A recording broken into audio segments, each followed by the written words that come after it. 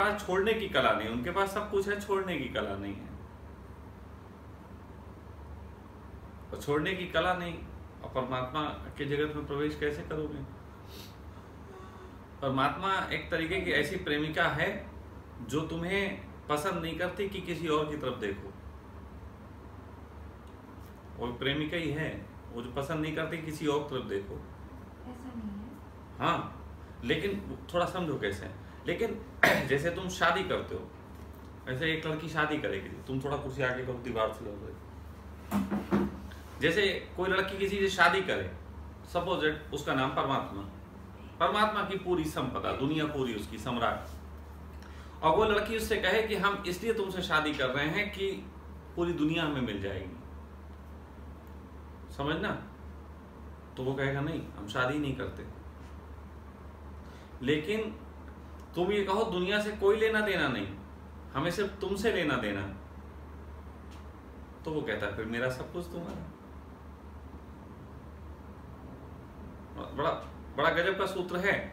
वो कहता है अगर तुम्हें दुनिया में किसी लालच के कारण तुमने मुझे देखा तो मैं नहीं हूं तुम्हारा, तो तुम मुझे ना पा सकोगे। लेकिन अगर तुमने सब छोड़ के मुझे पा लिया तो फिर मेरी पूरी दुनिया भी तुम्हारी है। जी परमात्मा क्या है अभी तक समझ में नहीं आया। परमात्मा बोलते हैं ना, वो क्या है? परमात्मा एक ऐसा वैक्यूम है जिससे पूरे जगत का निर्माण हुआ, जिससे सब निकला। और अगर परमात्मा में ही लीन होना है तो उस वैक्यूम में दोबारा प्रवेश के लिए तुम्हें बाहर के जगत की सभी चीजों से छोड़ना पड़ेगा। शरीर के तल पे नहीं, मन के तल पे तुम ज्यादा पकड़े हो। शरीर के तल पे कोई किसी को नहीं पकड़ता। जैसे तुमने हमें पकड़ नहीं रखा, बात समझना, और इतनी दूर बैठे। अब ये दूरी 1 लाख किलोमीटर की भी हो सकती, पकड़ तो नहीं है, लेकिन 1 लाख किलोमीटर बाद भी तुम्हें अगर मेरी चिंता हो कि क्या होगा क्या नहीं, तो दिमाग से तुमने पकड़ रखा है। समझ रहे हो? तो शरीर का पकड़ा इतना इंपॉर्टेंट नहीं जितना दिमाग का पकड़ा है, और दिमाग ने दुनिया की बहुत चीजों को पकड़ रखा है। तो दिमाग से छोड़ना है। दिमाग से दुनिया के प्रति पकड़ छूट जाए तो उस वैक्यूम में तुम दोबारा प्रवेश कर जाते हो, और वो वैक्यूम बड़ा ताकतवर है, उसी से सब पैदा हुआ। जैसे ये पूरी जगह है, यहां मालूम है यहां खाली वैक्यूम है ही नहीं, लेकिन अगर इतना बड़ा वैक्यूम तैयार कर दिया जाए किसी तरीके से, ये साइंटिफिक अब पता नहीं कैसे हो सकता है, बड़ा मुश्किल है, लेकिन अगर इतना बड़ा वैक्यूम तैयार कर दिया जाए तो ये सारी चीजें उसमें घुस जाएंगी। मतलब एक इतना बड़ा वैक्यूम तैयार कर दें, ये सारी चीजें उसकी तरफ भाग खड़ी होंगी अपने आप। तो वैक्यूम पावरफुल है, जबकि वैक्यूम में कुछ नहीं, उसका कुछ ना होना ताकतवर है। जैसे एक आदमी गिरता है जमीन पे और टूट जाता है हाथ पैर, एक बच्चा गिरता है उसका नहीं टूटता, क्योंकि आदमी जब गिरता है तो वो अपनी ताकत से अपने को बचाने का उपाय करता है, और उस उपाय में उसकी ताकत के कारण ही लगाई गई उसके हाथ पैर टूट जाते हैं। और एक बच्चा जब गिरता है तो वो ताकत का इस्तेमाल ही नहीं करता, गिरता है गिर गए, तो बच्चे की चोट नहीं लगती। तो बच्चे में ना ताकत होने के कारण ज्यादा ताकत है, लेकिन एक ताकतवर के पास ताकत की सोच है और मैं ताकत से सब कुछ कर लूंगा, इसके कारण कमजोर है। आप समझ रहे हैं? तो वैक्यूम जो है, जो खालीपन है, वो बहुत बड़ी ताकत है। इसीलिए चित्त का खाली होना एक बड़ी ताकत है। जो आदमी चित्त से खाली हो जाता है, अचानक उसे लोग आकर्षित होने लगते हैं उसकी तरफ। लेकिन तुम भरे रहो कचरा तो उससे नहीं होता।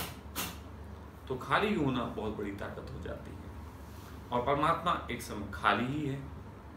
बस उस खाली से अचानक उसकी ऊर्जा, जैसे ऐसा समझो हम बैठे हैं, हम खाली हैं, छींक आ गई, छींक से संसार पैदा हो गया। अब समझे बात को?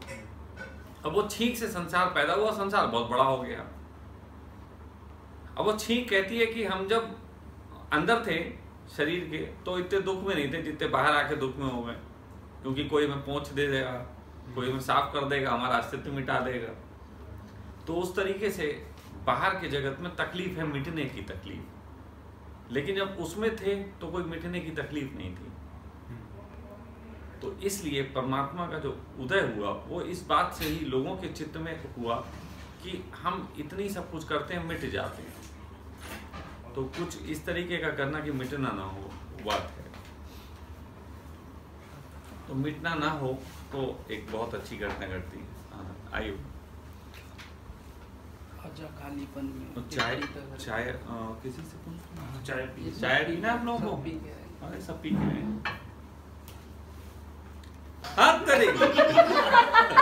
अबे समय बेच रहा होता तो एक बात ही, तूने घड़ी कहाँ से देख ली? हैं? ठीक मेरे शहर में पार्क के आगे। तेरे शहर में वो चीजें रिलेट हो गई। हम समय बेचते हैं और समय के बेचते हैं, उसमें पहले हैं समय के पाबंद। घड़ी नहीं बेचते। घड़ी मतलब समय हुआ ना? नहीं, घड़ी समय नहीं हुआ। घड़ी तो वस्तु है, घड़ी तो माध्यम है समय देखने का, लेकिन ये वाला समय नहीं जो घड़ी में होता है।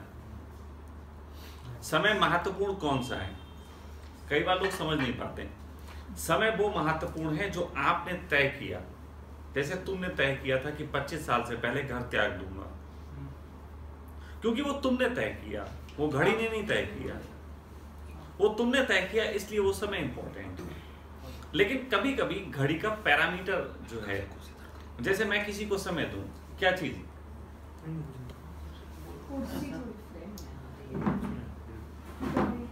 आप इधर आ जाओ। अच्छा थोड़ा सा, तो कोई बात नहीं, आप इधर कर लीजिए, कुर्सी इधर कर लीजिए, हाँ थोड़ी सी कर लीजिए। बैठने की वजह से ना कुर्सी पे बैठ। हाँ नहीं ठीक है, कोई बात नहीं, मैं इससे इनकार नहीं करता। थोड़ा दीवार से बचाइएगा आगे से, बस। हाँ अंकल कर लीजिए इधर, ठीक है, ओके। नीचे भी बैठ सकता हूँ। हाँ नीचे बैठ जाए तो नीचे, जैसे मर्जी हो। मैंने कहा स्वेच्छा से, सब अपनी स्वतंत्रता के साथ। गद्दी दे दो बेटा। ये डबल कर लीजिए फिर चेयर समझ। तो क्या है समय, जैसे एक मैं किसी को समय दूं कि मैं आपको 6 बजे उपलब्ध रहूंगा, कोई बात नहीं। जैसे मैं किसी को समय दूं कि मैं 6 बजे उपलब्ध रहूंगा, तो ऐसी स्थिति में क्योंकि उसके पास भी 6 बजे का पैरामीटर घड़ी से नाप रहा है और मैं भी घड़ी से नाप रहा हूं, तो ऐसी स्थिति में घड़ी का सम्मान हो जाएगा। लेकिन असली समय का सम्मान वो है जो हमने तय किया। इसीलिए समय का सम्मान सर्वाधिक महत्वपूर्ण है। जो व्यक्ति समय का सम्मान नहीं करता, उसका अस्तित्व सम्मान नहीं करता, क्योंकि समय की पाबंदी अस्तित्व ने आपको नहीं दी, आपने अस्तित्व को दी। तो वो आपका फर्ज बनता है उस तरफ बढ़ना, वो कोई आप पे थोपा नहीं गया। मैंने कई बार ऐसे लोगों को अपने पास आने से बिल्कुल इनकार कर दिया जो समय के पाबंद नहीं थे। हमारे शहर के एक सेठ हैं, श्याम सुंदर सेठ, बहुत पैसे वाले व्यक्ति हैं। कहते हैं कि उनके पास एक हीरा है जिसकी कीमत 16 करोड़ रुपए उस समय थी, सिर्फ एक हीरे की। तो अब धन का अंबार है। उन्हें कहीं से मेरे बारे में पता लगा, वो ओशो को भी पढ़ते थे, तो मुझसे कहने कि मिलने के लिए समय एक दिन मांगा कि आप कितने बजे मिलेंगे। तो मैंने उन्हें सुबह का वक्त दिया। मैंने कहा सुबह 6 बजे आ जाइएगा, थोड़ा जाड़ों के दिन थे। मैंने कहा सुबह 6 बजे मैं बच्चों को लेके सबको शमशान घाट जाता हूँ ध्यान करवाने। तो कुछ बच्चे थे हमारे साथ, 6-7 रहते थे। तो मैंने उनको समय दिया 6 बजे का। तो वो 6 बजे तक आए नहीं, मैं चला गया। वो 6:03 पे पहुंचे। वो 6:03 पे पहुंचे। उन्होंने मेरे घर का द्वार खटखटाया, पत्नी निकली, उनका कहने लगे कि स्वामी जी। तो उन्होंने कहा स्वामी जी तो चले गए और शायद आप भी की प्रतीक्षा कर रहे थे। गए तो कहने के गए मतलब? तो उन्होंने कहा कि मैंने 6 बजे का समय दिया था। तो मेरी पत्नी कहने लगी कि देखिए समय कितना हुआ। तो उन्होंने देखा, उन्होंने कहा 6:05 हुए, लगभग 4-5 मिनट। तो मेरी पत्नी कहने की बस वो तो 6 बजे का दिया था, 6 बजे चले गए। तो वो बड़े नाराज हुए, कहने कि ये क्या बात हुई, ये तो अहंकार है। तो अब उनकी नज़र में वो अहंकार था, और मेरी नज़र में ये था कि तुम्हारी पात्रता नहीं है, तुम समय के वैसे पाबंद नहीं हो। अगर कोई ये कहे कि नहीं मैं निकला तो सही टाइम पे था, रास्ते में लेट हो गया 5 मिनट, तो मैं उससे ये कहूँगा कि तुम 5 मिनट पहले क्यों नहीं निकले, उतावलापन क्यों नहीं दिखा। तो मैं अक्सर इन बातों पे एक डायलॉग मारता हूँ कि अभी ऐश्वर्या राय ने बुलाया होता फिर तुम लेट होकर दिखाते। तो ऐश्वर्या राय बुलाएगी तो कोई लेट नहीं होगा, लेकिन स्वामी जी बुलाएं, परमात्मा के लिए भी आदमी लेट हो जाता है।